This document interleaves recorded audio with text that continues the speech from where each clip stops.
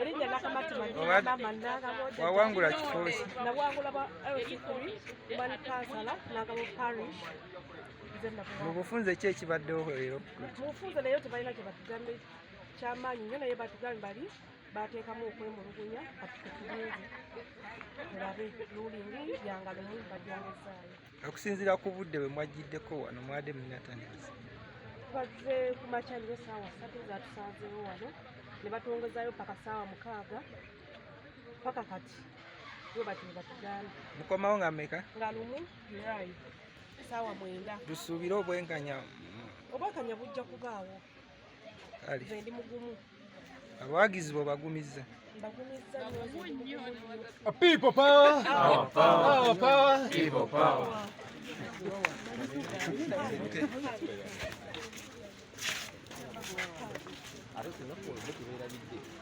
Nacha Shamila, nze kansala omulonde ow'Akasanga Kiwanda. Nange ndi mu ttuluba lyerimu kuba nange ndi victimu w'obulyazaamaanyi obwakolebwa ku bantu ab'enjawulo ewakiso. Nawangula obuwanguzi bwange ne buweebwa ate gwe nawangula owa NRM. Naye tulina essuubi okusookera ddala tuli ku mazima. Katonda ali ku sayidi yaffe kubanga ffe tulina amazima. Ekyokubiri, abantu bali ku sayidi yaffe kubanga abantu be batuwa obululu. Tetulina akalulu kamu. Abantu obululu bwabwe kyobola kkooti ne baddemu abantu bangi. Abamu nabo si bakulembeze balonzi kubanga be balonda kansala Madiina. So badde bazze okulaba nga alwanirira obuwanguzi bwabwe because be baawangula. Olulu lwaye bwe baawanguza ani omukyalo ono Madiina. So okwagala kw'abantu kuli ku sayidi yaffe. Naye ekisinga byonna amateeka gali ku sayidi yaffe. Honorable gwe teweemulugunya tewateekayo nateekayo okwemulugunya kwange era nateekayo petition yange era nange okuwulizibwa kange kw'omusango bampadde kutandika nga 1 July omwezi gwogenda okutandika. So tulina essuubi nti akakiiko akalamuzi aba judiciary egyabeera y'amazima esala amazima because obujulizi bonna tubulina kati okyokulabirako ky'omusango gw'omukyalo ono singa baagusala nadda kubanga kiri it's an open book kiriwo ekiti buli omu n'omwana omuto akiraba naye katulinde ffe weetuli n'emyaka giri ku sayidi yaffe naye banaagusala ffe abaatubba bonna bagadde mbalaba bakukumuse baggwawo naye buli kimu kiri ku sayidi yaffe Katonda amaanyi g'abantu n'emyaka buli kimu kansala tebawaabira naye ku luno naye weewuunyizza buno bakansala b'omulundi guno balalamuko si be bali aba bulijjo kyova olaba tugenda balemerako mpaka. Kiki kiba driving okujja mu court because tutuna emyaka gye gibadde mabega local government babadde tebajja nnyo mu court zino muvumu mu bujjawa kiki kiba driving ani abali emabega obululu bwe twafuna amaanyi g'abantu ge baatulaga tosobola kuba mukulembeze n'owangula n'obululu bwonna ne bakolako obulyazaamaanyi n'otalwanirira buwanguzi obeera mukulembeze wa kiwuggwe kikufuula ow'amaanyi okubeera ng'ovaayo n'olwanirira obwenkanya obutali bwenkanya oba bukutuusibwako kitegeeza naawe ojja abeerako omu ku abo abanaabeera nga bawakanya obutali bwenkanya kyova olaba tetwasawo ne tugamba tugenda baleka bagambanga era ne munateekamu ssente bajja zirya tewali buzibu ffe byonna twali tutya okututuukako olwedde byatutuukako kutya kwe kutubba babba si bwaffe nze akalulu ke babba si kange Nanca akalulu ke babba si ka Richard si kasoda si kamire si kamadina babba bululu bw'abantu so n'abantu babikooye kyova olaba bagenda baboola era nkubiriza abantu bonna banewe mubalaba ku babbi mukuba enduulu mubatwale tinka tebabawa muzindaala tebabaganya kuba ababbi ate omuntu wabba tasobola kukolera abantu kuba bakimanyi tebamwagala tebamulonda aba tasobola bakolera. Kansala yalondebwa ba Natural Award ogenda ku Wakiso District. Olunaku olwaleero oyinza okwebuuza lwaki ndi wano. Omanyi mu Buganda bagamba omuliraano gwokya bbiri basanga teyawukana n'ekira ate nga ffenna tuli mu umbrella emu ey'okubeera nga batubba. Nolwekyo ate tuli ba NUP tulina obulumi bungi naye obulumi twabuteeka ku bbali si buli afiirwa nti abeera ku malaalo salawo okwekuŋŋaanya tubeereko bye tulwanirira. Olunaku olw'ekyenda ly'emu kkooti kiraga nti bano baprida b'abantu betwawaabira bagezaako okubayinga obudde naye ffe tetufuddeeyo. Ekisooka tulina emirimu gyaffe, ekyokubiri tetulya mu byabufuzi wabula twagala okulaga abalonzi baffe nti mwali mulonze abantu abasobola okwerwanako. Ate n'ekirala twayagala okuggyawo ebigambo ebigambwa nti batugula. Ffe abantu abamu tetusobola kugulwa kuba we work our own money. Twekolerera si bannaffe abo abakadde be mulaba nti waba takiise oba tebamadde kalawensi tasobola kubeerawo.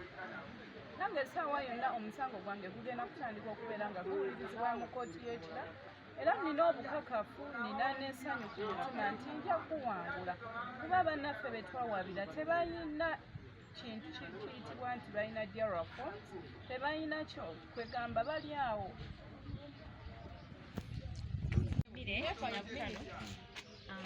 Nze ndi musanyufu nnyo kubanga tetuweddemu maanyi. Bw'olaba nga ne banno abakulinaanye oba engera omukulembeze wagamba nti omulirwano gwokya bbiri, ekyamazima ndi musanyufu nti twegattiddwako bakulembeze bannaffe okuva mu buweereza obw'enjawulo ku mulirwano. Kino nno mu kyo ffenna tuli wano ekyamazima nga tugezaako okulaba nga tuggyayo obuwanguzi bwaffe. Si ffe nga abantu oba nti twagala nnyo naye obwesigwe abantu bwe baatuteekamu okulaba nga tubaweereza.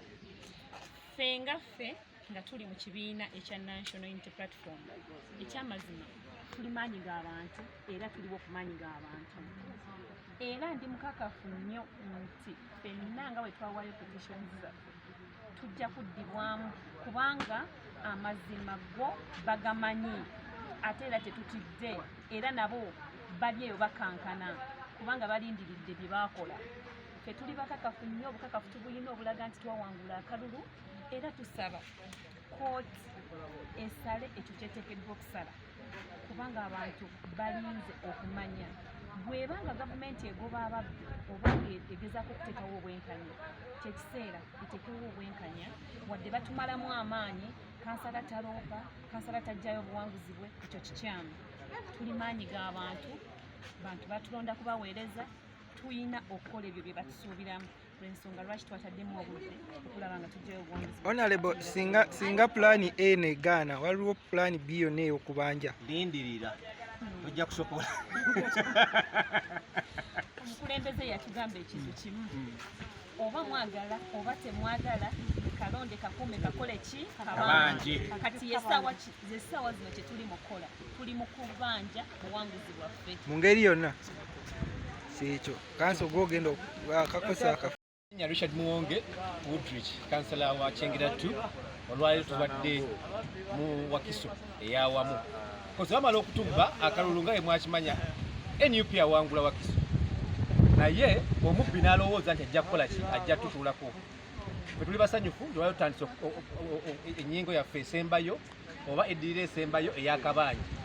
Era nga bwe kiri Pulezidenti bwe yatugamba tuzze olwaleero nga twagala okubaawo nga twongera okulabisa aba EC yennyini ekimanyi bulungi nnyo era bazenga bakootinga etteeka erigamba nti singa returning officer amala okulangirira omuwanguzi tebayina buyinza bujjayo muntu oyo.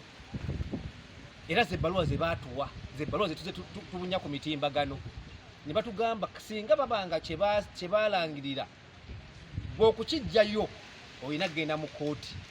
Ne tubagamba kale awo tukkiriza ne tubalindirira.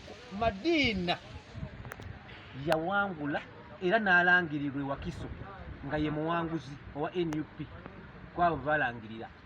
Dakiika y'emu isi mu butaswala n'egenda mu gazeti n'ekulaga nti ate mu gazeti bataddemu owa NRM eyawangulwa, owa Independent eyawangulwa. Kati ku ssaawa zino tuli mu kwebuuza bino bye batusomesa bye bakola, bye bayogera bye bakola oba birala nnyo.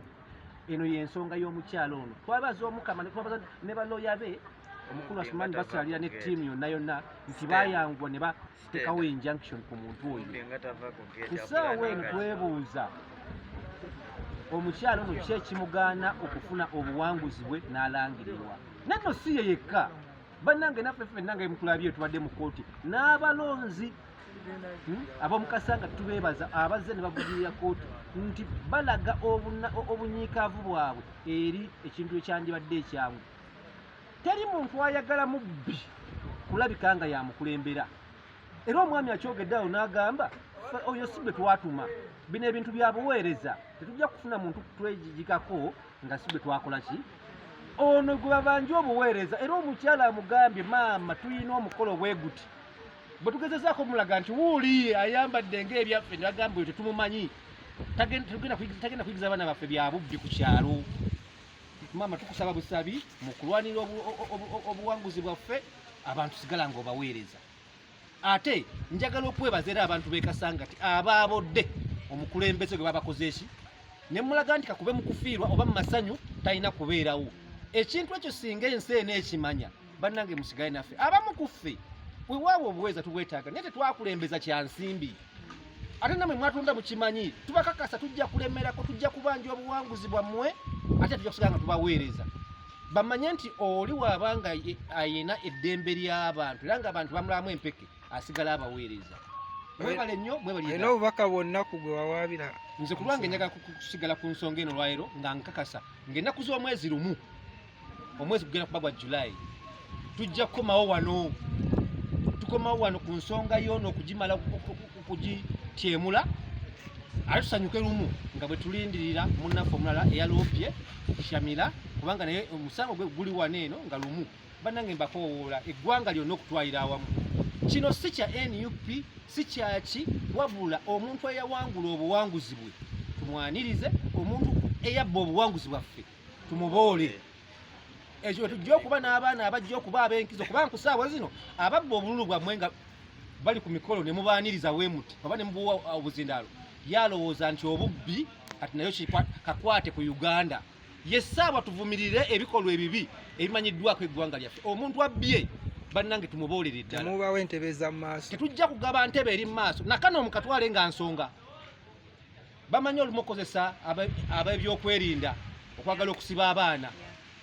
Bwe mulaba omuntu nga dadaase mwamuwa bulonzi bwammwe najja n'abeesimbako mbu afune akazindaalo, si kikyamu mmwe abazze be baayisa abalala ku mukolo oba abaddewo ku mukolo mumuviire ayogere ebbanga. Eyo nayo nnyingo ya kubaboola era nnyingo ya kabanja. Bwe tunaakikolera ebbanga leka bakole ki, batwale omusimbi gwabwe naye tufune obuweereza bwaffe nga tubakakasa. People power, our power.